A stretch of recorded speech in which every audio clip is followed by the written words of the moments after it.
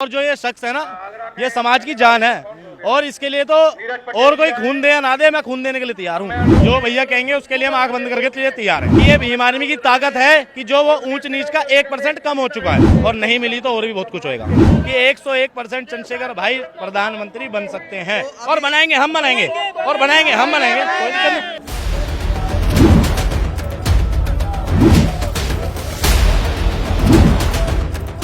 तो मेरे साथ किशन जाटव जी हैं जो कि भीम आर्मी के दिल्ली प्रदेश अध्यक्ष हैं।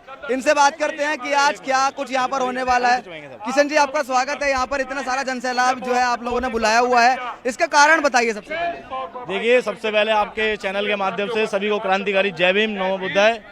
मैं किशन जाटव और जैसा कि आप देख सकते हैं कि यहाँ पे कितना जन सैलाब है और ये इसी वजह से है कि जो समाज की आवाज उठा रहे हैं बड़े भाई चंद्रशेखर आजाद जी, तो उनके ऊपर जो जानलेवा हमला हुआ है वो तो कायर लोग थे जो पीछे से वार कर रहे हैं। अगर अपनी असलियत माँ का दूध पिया है तो टाइम रख के आ जाए कोई भी।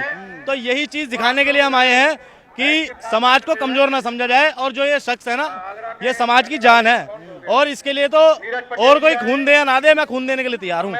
तो हम तो ऐसे लोग हैं जो समाज के लिए एनी टाइम खड़े रहते हैं। तो आज क्या मांगे हैं आपकी?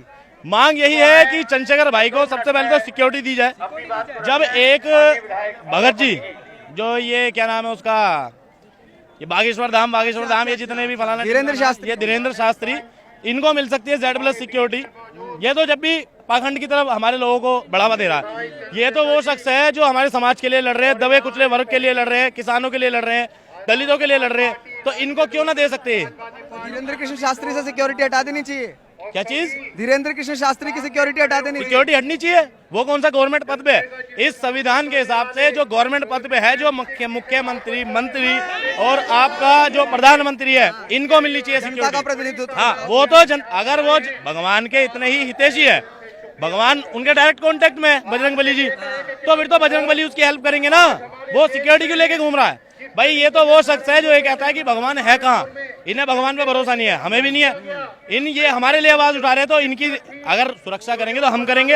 अगर वो नहीं देना जानते तो हम लेना जानते हैं बहुत अच्छे से सिक्योरिटी। अच्छा, मैं ये कह रहा हूँ किशन जी, अगर आज नहीं मिलती है आप लोगों की जो मांग है, सुरक्षा नहीं दी जाती चंद्रशेखर आजाद को, फिर नेक्स्ट स्टेप क्या होगा आपका? देखिए, नेक्स्ट स्टेप के लिए भैया बताएंगे, जो भैया कहेंगे उसके लिए हम आंख बंद करके तैयार है हर तरीके से। और अगर सुरक्षा दे दी गई उसके बाद? सुरक्षा दे दी गई तो बहुत अच्छी बात है। हमें यही लगेगा कि हमारा जो समाज के ये कहते हैं कि हम ऊंच नीच नहीं करते, तो हम ये समझ लेंगे कि ये भीम आर्मी की ताकत है कि जो वो ऊंच नीच का 1% कम हो चुका है। जो वो ये कह रहे हैं कि हम सिक्योरिटी देने के लिए तैयार है, तो ये डर रहेगा उनको और रहना भी चाहिए भीम आर्मी का डर किसी में। तो देखिए, वैसे जो हमला हुआ था पिछले महीने, उसमें 4 आरोपियों को गिरफ्तार किया गया था, तो क्या आप लोग उससे सहमत नहीं है कि गलत गिरफ्तारी हुई है या फिर कोई षड्यंत्र है? वहाँ पर क्या लग रहा है आपको? देखिए, मैं बताता हूँ, गिरफ्तारी हुई, 307 का मुकदमा लगा उन पे, जानलेवा हमला। 307 के मुकदमे में आपके हिसाब से कितने दिन की जेल होनी चाहिए? 307 में 7 साल की जेल होती है। 7 साल की होती है। अगले अगर मर्जी से करा है तो फिर 7 साल की, और बिना मर्जी से करा तो फिर 3 साल। 3 साल कम से कम होती है। दोनों अगर देखे जाए 307 में 3 साल या 7 साल की होती है। ऐसा कौन सा संविधान है इस भारत में, या इनके हिसाब से संविधान है बीजेपी वालों का, कि जो ये 24 घंटे के अंदर जेल से बाहर आ गए वो लड़के, और जब जेल से बाहर आए हैं तो हंसते हुए आए हैं। और जो दलित समाज के वहाँ पे 2 पुलिस वाले थे, उन्होंने इस चीज की आवाज उठाई तो उनको भी बर्खास्त कर दिया उनके पुलिस कर्मियों ने।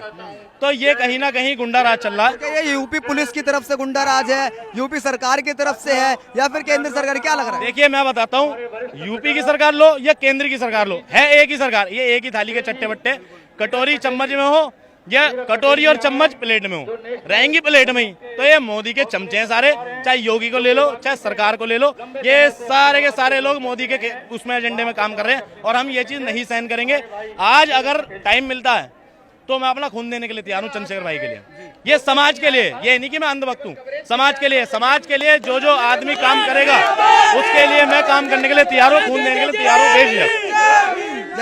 जैसे प्रधानमंत्री मोदी हैं, वो जिस तरीके से गांधी जी की इज्जत करते हैं, पटेल की इज्जत करते हैं, अंबेडकर जयंती पे अंबेडकर जी की भी इज्जत करते हैं, उनका बनाए हुए संविधान पे देश चलता है, तो ये दलितों से क्या समस्या हो सकती है मेन सरकार को? देखिए, मैं बताता हूँ, बीजेपी सरकार का सबसे बड़ा एजेंडा रहता है ये गाय को बचाओ। आप जाके यूपी में देखिए, सबसे ज्यादा गाय मर रही हैं। ये सिर्फ न्यूज में दिखाने के लिए होते हैं कि एक गाय को बचाना गऊ माता है, सांड भी तो तुम्हारे अब भैया उन्हें बचाओ, वो मौसी है तुम्हारी भैंस उन्हें बचाओ। तो ऐसे ही इनका एजेंडा है, सिर्फ टीवी पे दिखाने के लिए। दलित इनका भाई है, हिंदू है, और जब ग्राउंड लेवल पे देखोगे तो दलित इनकी जूती की धूल है।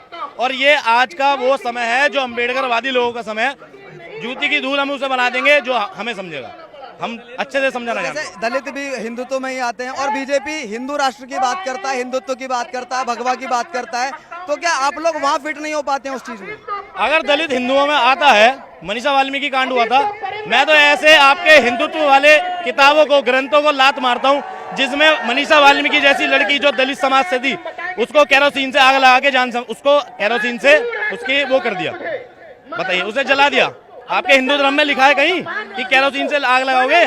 तो उनने क्यों लगा दी? और जबकि योगी सरकार थी वो तो बड़ा हिंदुत्व वाला। तो ऐसे सरकार और ऐसे हिंदुत्व वालों को मैं लात मारता हूँ। तो देश की राष्ट्रपति भी दलित समाज से आती है, राष्ट्रपति दलित समाज से आती है। आज तक चंद्रशेखर पे गोली चली, दलितों पे आवाज उठती है। अभी देखिए यहाँ पे वो लड़कियों की, 2 लड़कियों की क्या कहते हैं, न्यूड नंग करके घुमाया जा रहा है, उसके ऊपर बोली वो? इससे पहले मध्य प्रदेश में उसके ऊपर बोली वो?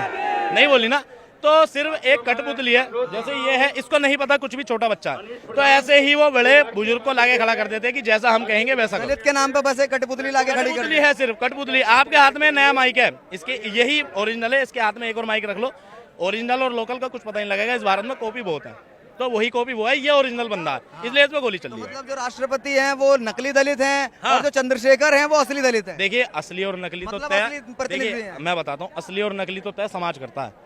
समाज राष्ट्रपति के लिए क्यों नहीं कहता? नहीं, आप सहमत हो राष्ट्रपति से दलित होने की वजह से? नहीं हो ना। चंद्रशेखर के लिए तो सहमत हो। तो ये पब्लिक की आवाज है कि पब्लिक तय करेगी कि दलितों का मसीहा कौन है। इसीलिए जो काम करेगा ये भीड़ उस पागल के लिए नहीं है, वो दलितों का मसीहा है हकीकत में ही, हकीकत में मसीहा बता रहे हैं आप। तो क्या आपको चंद्रशेखर आजाद के अंदर देश का अगला प्रधानमंत्री नजर आता है? भाई साहब बिल्कुल 101%। और मैं आंखों में आंखें मिला के कह सकता हूँ आपकी कि 101% चंद्रशेखर भाई प्रधानमंत्री बन सकते हैं। और बनाएंगे, हम बनाएंगे, और बनाएंगे, हम बनाएंगे, कोई दिक्कत नहीं। आज नहीं, 5 साल बाद नहीं, 10 साल बाद नहीं, पर हम बना के दिखाएंगे। एक सवाल मायावती को लेकर के, देखो वो भी, मायावती भी दलितों की प्रतिनिधि हैं, चंद्रशेखर आजाद का भी सेम रोल है, तो कहाँ चीजें बैलेंस नहीं हो पा रही है कि दोनों एक साथ नहीं आ पा रहे? क्योंकि अगर हाथ मिल जाए तो आपकी ताकत और ज्यादा मजबूत हो जाएगी। तो ये कहानी हो पा रहा। वो तो बहन जी बता सकती है, मैं वहाँ का वो नहीं हूँ, राष्ट्रीय अध्यक्ष नहीं हूँ। मैं भीम आर्मी में काम करता हूँ, इसके बारे में मैं बहुत अच्छे से जानता हूँ। तो ये चीज आप बसपा से पूछो तो ज्यादा अच्छी बात है। चंद्रशेखर भाई तो जबकि बहन जी के पास गई, देखिए हमारी आदरणीय बहन जी, उनके ही बदौलत से आज हम यहाँ खड़े हैं। यूपी में अगर बहन जी की सरकार बनी और उसके बाद चमार उठा तो वो सिर्फ बहन जी है। ये मान, हाँ 3 बार ही बनी है, और वो चमारों का इतिहास बदला उन्होंने, पहली बात। दूसरी बात ये कि अगर चंद्रशेखर भाई उनसे मिलना चाहें, वो मिलने के लिए तैयार है, पर बहन जी मिलने के लिए तैयार नहीं है। वो चीज वो बताएंगे, मैं नहीं बता पाऊंगा। फिर भी होता है ना, अंदाजा लगाते हैं हम क्या हो सकता है। मैं कभी भी है ना हवा में तीर नहीं मारता, क्या पता गलत लग जाए, फिर मजाक उड़ेगी हमारी। हमारे पीछे तो वैसे बहुत लोग लगे हुए हैं, हमने कुछ गलत बोल दिया तो हमारी वैसी मीम बन जाएगी। अंधेरे में तीर मत मारिए। मैं एक सिचुएशन देता हूँ, आप सहमत हैं या नहीं? हो सकता है मायावती को आपसे मिलने से केंद्र सरकार रोक रही हो, योगी जी की सरकार रोक रही है। हो सकती है, इसमें कोई दोहराई नहीं है, हो सकती है। पर ये चीज आप भी कंफर्म नहीं कह रहे, ये चीज मैं भी कंफर्म नहीं कर रहा। अगर वो ये कह सकती हैं कि अगर उनके साथ वो हो रहा है, उनके लिए वो दिक्कत आ रही है, तो दिक्कत आ रही है तो ये सरकार भी बदलेगी, सबका टाइम आता, हमारा भी टाइम आएगा, पक्का आएगा। तो यहाँ पे जंतर मंतर का प्लान कब से बन रहा था आप लोगों का? जंतर मंतर का प्लान देखिए, जिस दिन भैया को गोली लगी उससे 10 दिन बाद मैं उनके घर पे गया था उनसे मिलने। मुझे तो उस दिन बता दी थी भैया ने कि बहुत तगड़ा सिस्टम करेंगे, और बहुत तगड़ा सिस्टम हो भी रहा है। और आप देख सकते हैं कि बहुत बढ़िया आंदोलन चल रहा है, और नहीं मिली तो और भी बहुत कुछ होएगा।